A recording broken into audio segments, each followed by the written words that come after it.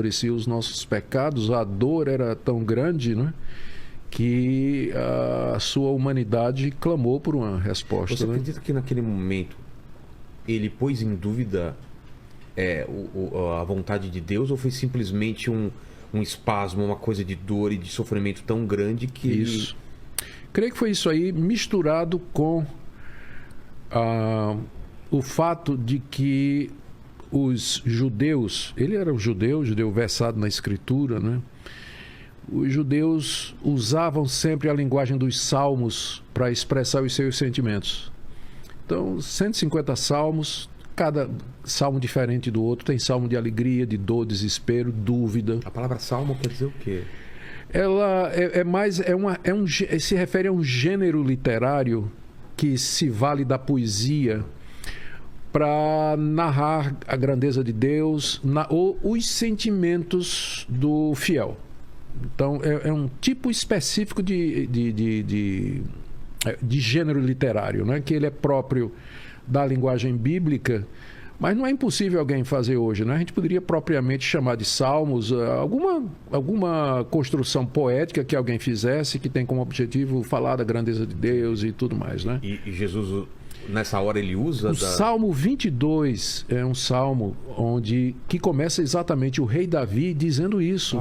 Deus meu, por que me desamparaste? Por que não ouves o meu lamento? Por que o Senhor está distante de mim? Então, o judeu, ele crescia usando a linguagem dos salmos para expressar os seus sentimentos.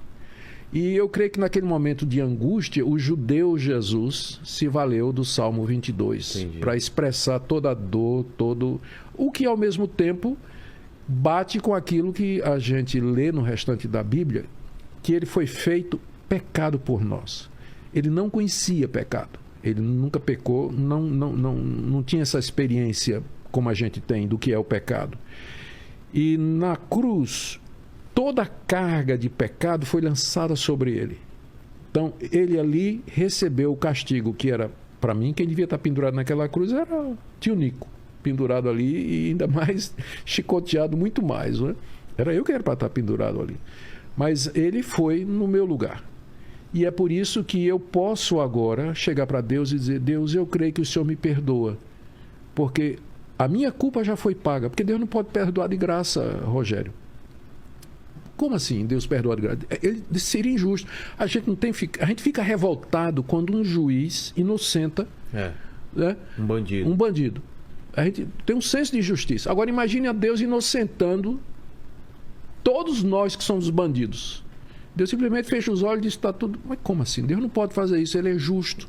Então, pecado tem que ser pago. Alguém tem que pagar o pecado. É isso que Cristo fez. Por isso que ele gritou, porque ele sentiu aquele peso do pecado sobre si naquele momento. Esse ponto é central para o cristianismo histórico e bíblico. É aquele momento em que Cristo leva sobre nós os nossos pecados. Eu diria para você que é isso que faz o cristianismo distinto de todas as demais religiões. É esse momento aí. Os fundadores de outras religiões, eles não morreram no lugar dos seus seguidores.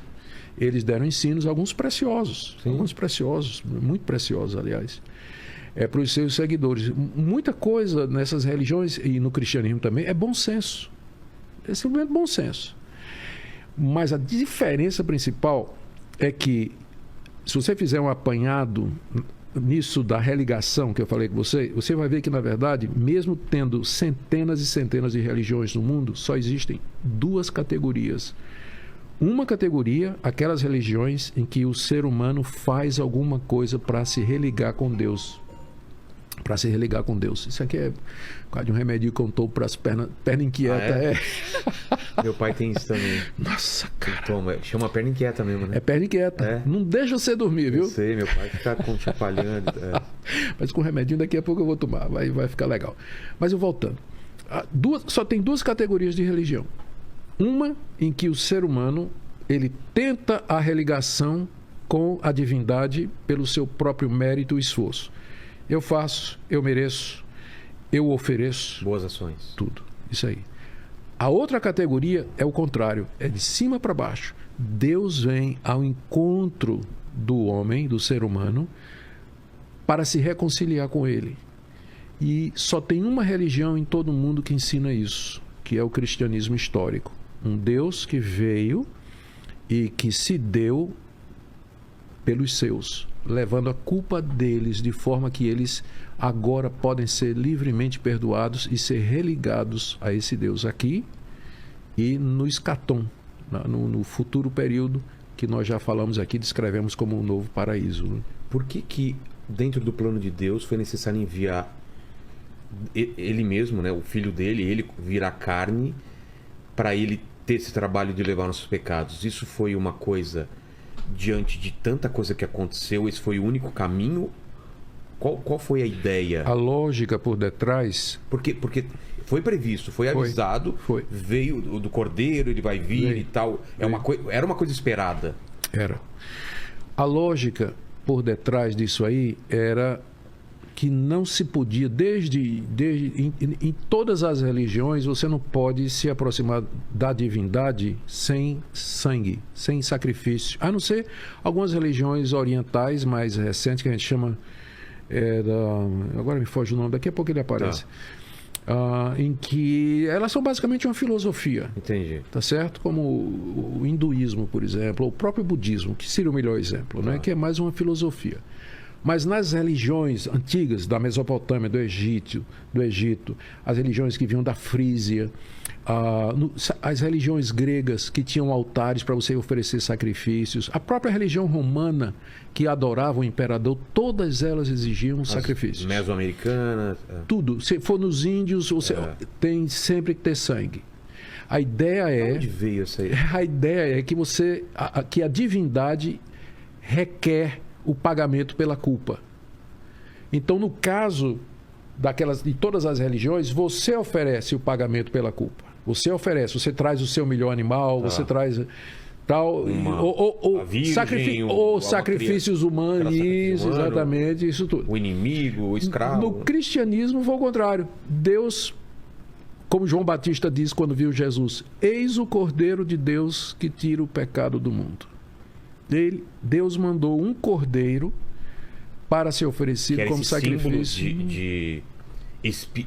Alguém que espia os pecados. Exatamente. Tinha aquela ideia do bode expiatório, né? Tudo isso estava previsto, como você falou. Estava escrito direitinho no Antigo Testamento, antes de Cristo. E por que os antigos tinham essa necessidade de um animal ou alguém... Ou era o animal ou era ele. Porque alguma coisa pagar pelos pecados dele... Porque, sendo o pecado, veja só, Deus é o Criador de todos. Ele é o Senhor e Ele tem domínio absoluto sobre minha vida. Ele é o meu Deus, então Ele é o meu Senhor. Eu sou filho dEle, servo dEle, devo obediência para Ele, devo minha vida a Ele.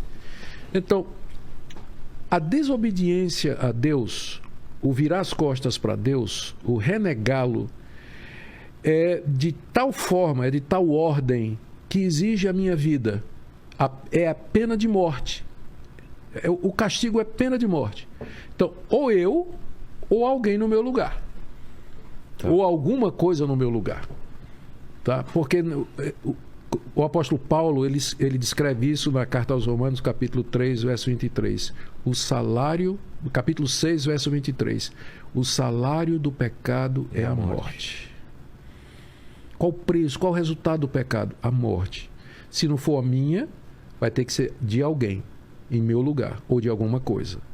Deus enviou essa pessoa. Por que tinha que ser ele mesmo? Porque, Rogério, se fosse um de nós, eu ou você, que fosse morrer na cruz, nós só estaríamos morrendo por nós mesmos. Então era preciso alguém que não tinha pecado para que a morte dele pudesse ter efeito perdoador para milhões de pessoas, porque se fosse qualquer outro membro da raça humana, ele só estaria morrendo por ele mesmo, porque ele é pecador. E então morreu, é isso mesmo, ele é pecador, tem que morrer mesmo. Mas Jesus Cristo não tinha pecado, conforme os evangelhos nos contam. E os seus primeiros discípulos escreveram no Novo Testamento. Ele nunca cometeu pecado. Então, é por isso que a morte dele é tão importante para nós, porque ela como que cria com base nela, Deus pode chegar e dizer: Rogério, você está perdoado. Entendi. Completamente perdoado. Tudo que você fez, faz e um dia vai fazer. O que basta para mim para ser perdoado? Basta para aceitar. Que coisa maravilhosa. Que Jesus morreu pelos meus pecados. Crer nisso, receber nisso e apostar sua alma nisso. Mesmo que eu posso não acreditar nisso e posso ter as melhores ações, eu não... É porque elas nunca serão boas o suficientes. Nunca. Por mais reto, honesto, sincero, verdadeiro que você seja, e eu creio que você é, mas você e eu, nós nunca conseguiremos fazer coisas boas em número suficiente e em qualidade suficiente que possa, em inglês diz, meet the standards, alcançar o